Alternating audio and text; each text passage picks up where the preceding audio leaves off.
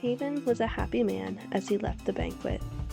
But when he saw Mordecai sitting at the palace gate, not standing up or trembling nervously before him, Haman became furious. However, he restrained himself and went on home. Then Haman gathered together his friends and Zeresh his wife, and boasted to them about his great wealth and his many children. He bragged about the honors the king had given him, and how he had been promoted over all the other nobles and officials.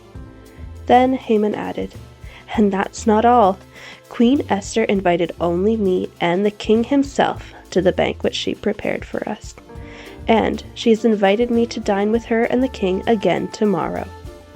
Then he added, "But this is all worth nothing as long as I see Mordecai the Jew just sitting there at the palace gate." So Haman's wife Zeresh and all his friends suggested, "Set up a sharpened pole that stands 75 feet tall, and in the morning ask the king to impale Mordecai on it. When this is done, you can go on your merry way to the banquet with the king." This pleased Haman, and he ordered the pole set up.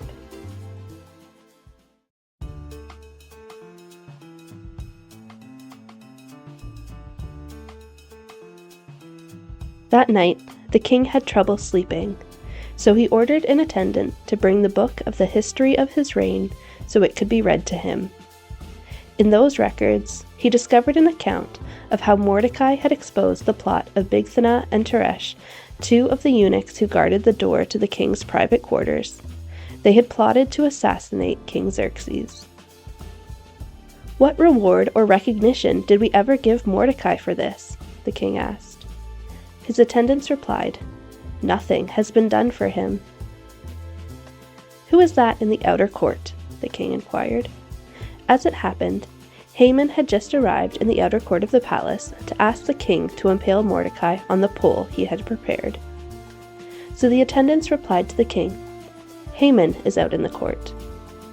"Bring him in," the king ordered.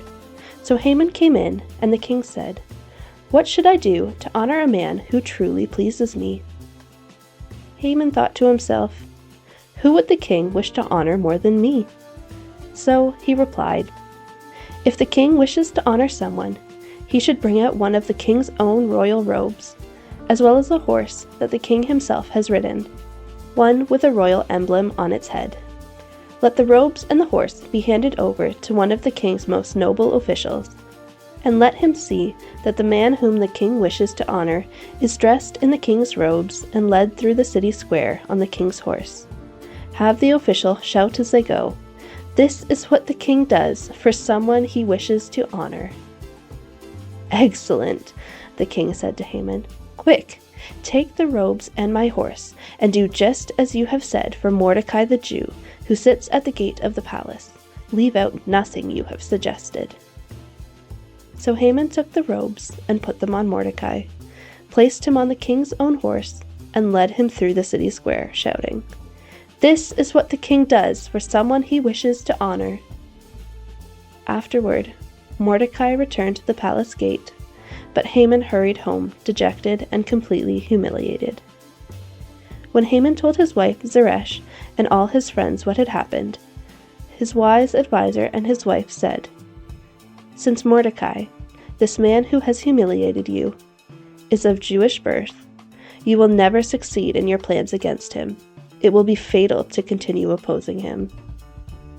While they were still talking, the king's eunuchs arrived and quickly took Haman to the banquet Esther had prepared.